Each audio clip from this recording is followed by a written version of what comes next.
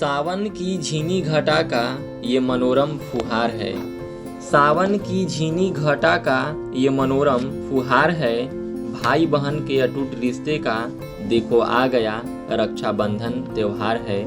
रक्षाबंधन त्योहार है। नमस्कार, मैं ब्रिजलाला रोहन आज की अपनी इस वीडियो में रक्षाबंधन त्योहार की महत्ता एवं यह क्यों मनाया जाता है इसके बारे में ऐतिहासिक एवं पौराणिक कहानियां लेकर प्रस्तुत हूँ। सबसे पहले जानते हैं कि रक्षाबंधन है क्या।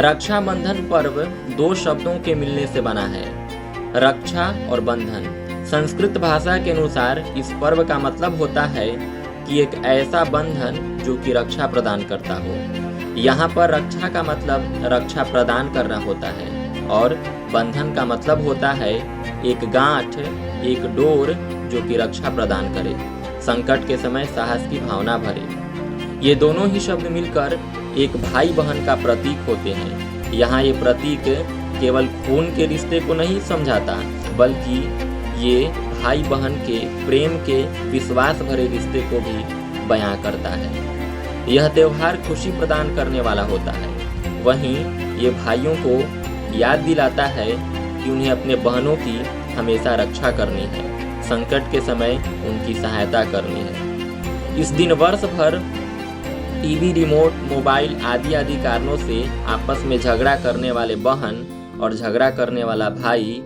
आपसी सूक्ष्म किंतु मधुर रंजिश भूलकर दोनों प्रेम पूर्वक रक्षाबंधन का त्योहार मनाते हैं। यह भाई बहन के अटूट बंधन का त्योहार हिंदू मास के श्रावण या सावन के पूर्णिमा तिथि को मनाया जाता है। इस मौके पर एक बहन अपने भाई के कलाई में राखी बांधती है, उसे तिलक लगाती है। वहीं वो भगवान से प्रार्थना करती है कि उसका भाई हमेशा खुश रहे, स्वस्थ रहे और ईश्वर उन्हें हर संकट से रक्षा करे।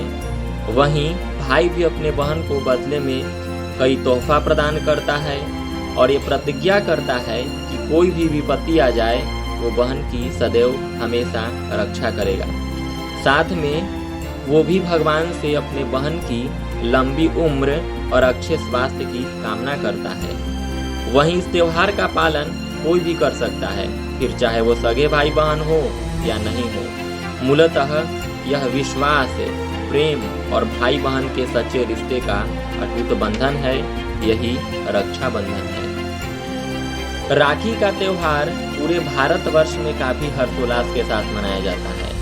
भारत के साथ साथ जिन जिन देशों में सनातन हिंदू संस्कृति एवं मूल्यों से जुड़ाव रखने वाले लोग रहते हैं वे लोग भी इन्हें मनाते हैं। जैसे कि नेपाल, मॉरिशस आदि देशों में भी ये बड़ी धूमधाम से मनाई जाती है। अब प्रश्न उठता है कि यह पर्व क्यों मनाया जाता है। आखिर रक्षाबंधन मनाने का जो है इतिहास क्या है, उसके बारे में मान्यताएं क्या है।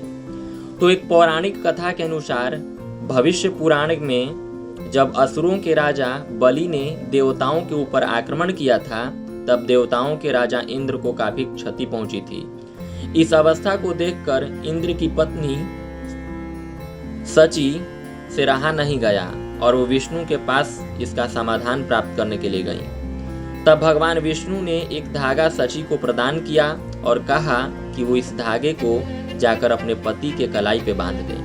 और जब उन्होंने ऐसा ही किया तब इंद्र के हाथों राजा बलि की पराजय हुई। इसलिए पुराने समय में युद्ध में जाने से पूर्व राजा और सैनिकों के हाथों में उनकी पत्नी और बहनें राखी बांधा करती थी, जिससे वो सकुशल जीतकर घर लौट सके। यानी वे एक प्रकार से युद्ध में रक्षा का सूत्र था। दूसरी कहानी महाभारत से जुड़ी हुई है। लोगों की रक्षा करने के लिए भगवान श्री कृष्ण को दुष्ट राजा शिशुपाल को मारना पड़ा था।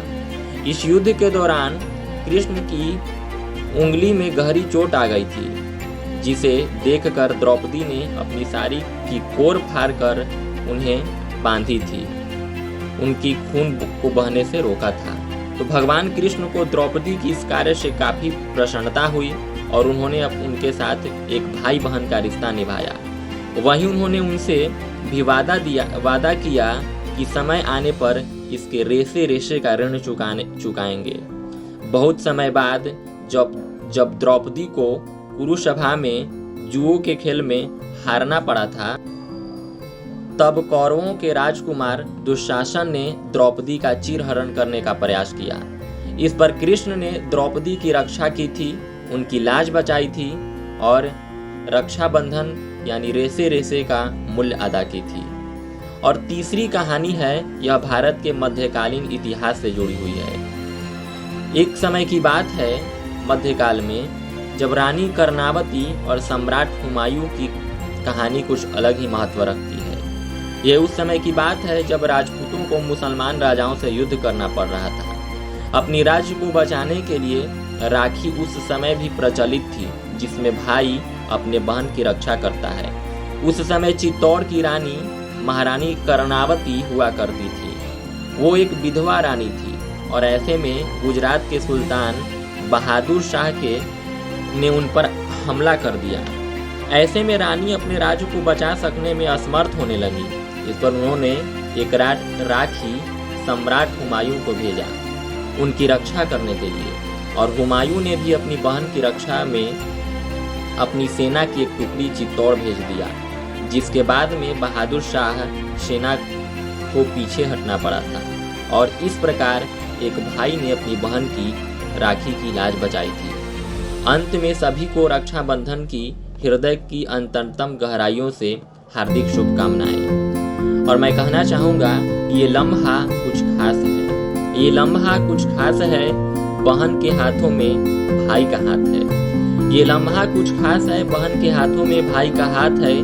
ओ बहना, तेरे लिए मेरे पास कुछ खास है। ओ बहना, तेरे लिए मेरे पास कुछ खास है। तेरे साथ निभाने की खातिर, तेरे साथ निभाने की खातिर मेरी बहना, तेरा भाई हमेशा तेरे साथ है, हमेशा तेरे साथ है।